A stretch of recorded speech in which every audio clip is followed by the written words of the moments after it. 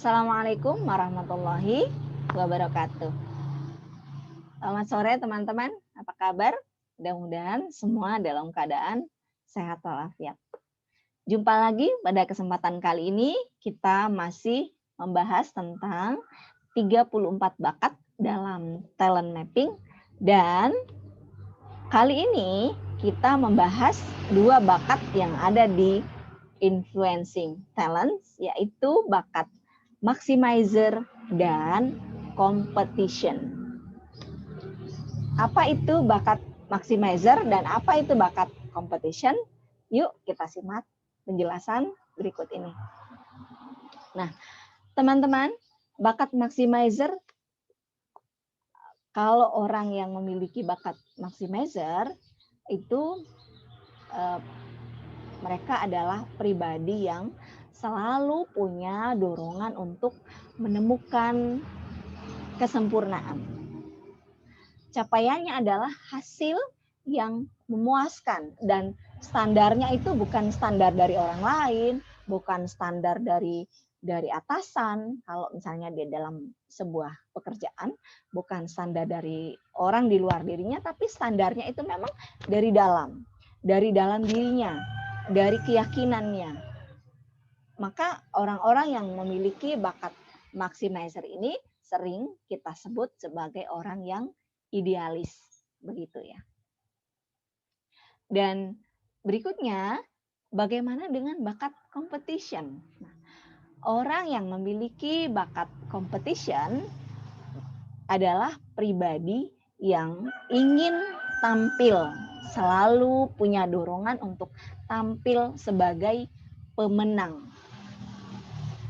Dia senang menikmati sebuah pertandingan, menikmati sebuah perlombaan, menikmati sebuah persaingan, dan memang dia merasa bersemangat,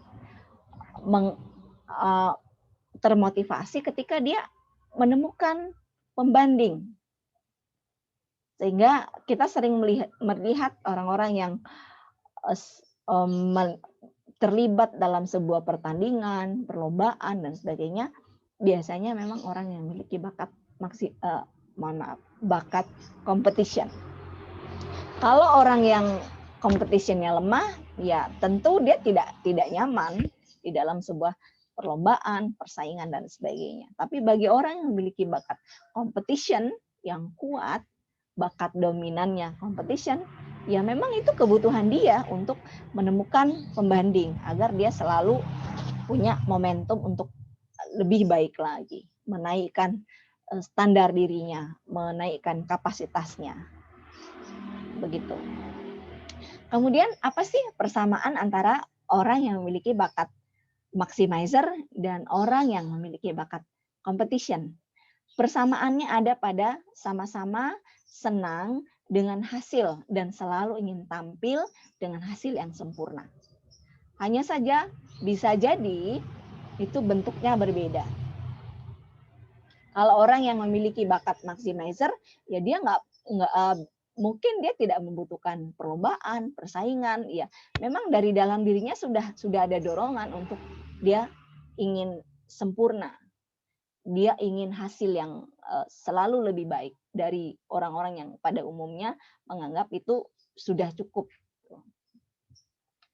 Kemudian orang yang memiliki bakat competition juga sama, dia juga ingin selalu sempurna, selalu tidak puas kalau misalnya hasilnya cuma biasa-biasa aja. Dia pengen, karena dorongannya emang selalu ingin jadi pemenang. Begitu. Lalu perbedaannya apa sih dari kedua bakat ini? Nah, perbedaannya adalah kalau orang yang memiliki bakat maximizer itu standar kesempurnaannya bukan tergantung pada orang lain. Jadi dia nggak butuh pesaing gitu, dia nggak butuh pembanding. Memang dari dalam dirinya dia udah punya standar. Kalau misalnya bagi orang yang memiliki bakat maximizer, kalau bisa excellent, kenapa hanya terampil gitu. Itu ya perbedaannya ada pada dari dalam gitu. Kalau orang maximizer dia dari dalam, standarnya dari dalam dia.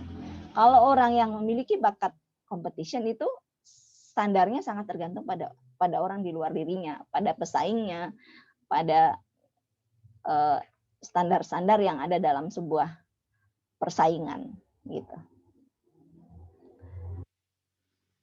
Kemudian kalau misalnya teman-teman memiliki atau bakatnya itu justru lemah di maximizer. Sebetulnya bukan berarti orang yang lemah di bakat maximizer tidak bisa mencapai sesuatu yang excellent, tidak juga seperti itu, tapi bisa jadi bentuknya menjadi berbeda karena dorongan-dorongan yang lain. Bisa jadi dengan responsibility yang kuat, punya rasa tanggung jawab yang kuat, bisa jadi dia ingin memberikan pelayanan yang terbaik, memberikan hasil yang terbaik dari kinerja dia. Bisa juga seperti itu. Tapi bagaimana kalau misalnya memang betul-betul lemah di maximizer? Nah, caranya sebetulnya bisa dengan bergabung dengan sebuah tim untuk mengukur kualitas hasil dari kinerja Anda gitu, kinerja kita. Kita tergabung dengan tim, atau yang kedua bisa menggunakan bakat yang lain yang saya sebutkan tadi, bakat responsibility yang kuat, ya bisa jadi kita memaksimalkan di situ agar kita juga tidak hanya sekedar melakukan, tapi memang betul-betul tanggung jawab besar, kita merasa punya tanggung jawab sehingga kita memberikan pelayanan terbaik, hasil kerja terbaik, seperti itu. Bagaimana kalau misalnya competition-nya lemah? Nah, orang yang tidak memiliki bakat competition atau competition-nya lemah, itu dia bisa menemukan cara untuk motivasi diri sendiri tanpa harus membandingkan dengan orang lain. Jadi kadang-kadang juga orang yang memang bakat lemah di bakat competition, ya bukan berarti dia tidak bisa menjadi excellent juga, menjadi termotivasi juga, enggak selalu seperti itu, tapi bisa jadi dia menemukan motivasi di luar dirinya, di luar dari hal-hal yang lain gitu. Mungkin competition-nya lemah tapi maximizer-nya kuat, atau misalnya sebaliknya, maximizer-nya lemah, competition-nya kuat, atau di bakat-bakat yang lain. Kemudian bisa juga dengan cara menentukan target sendiri untuk mencapai sesuatu. Nah, orang yang bakat lemah di competition itu bisa juga dengan membuat target untuk diri sendiri, tidak harus dalam bentuk persaingan, tapi memang ya pengen target capaiannya seperti ini, bisa membuat plan misalnya, atau didukung dengan bakat-bakat yang lain, strategik misalnya, atau bakat-bakat di thinking talents juga bisa gitu. Itu yang bisa saya jelaskan pada kesempatan sore hari ini. Mudah-mudahan ada manfaatnya, lebih dan kurangnya mohon maaf. Assalamualaikum warahmatullahi wabarakatuh. Salam sadar bakat.